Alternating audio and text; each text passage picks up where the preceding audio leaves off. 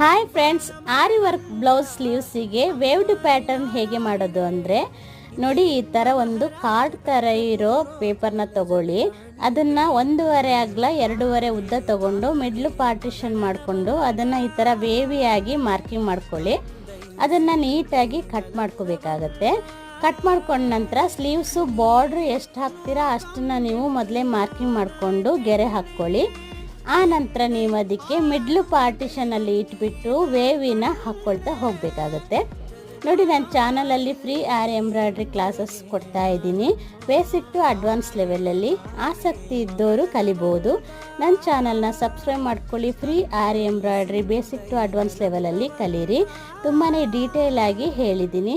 Thanks for watching.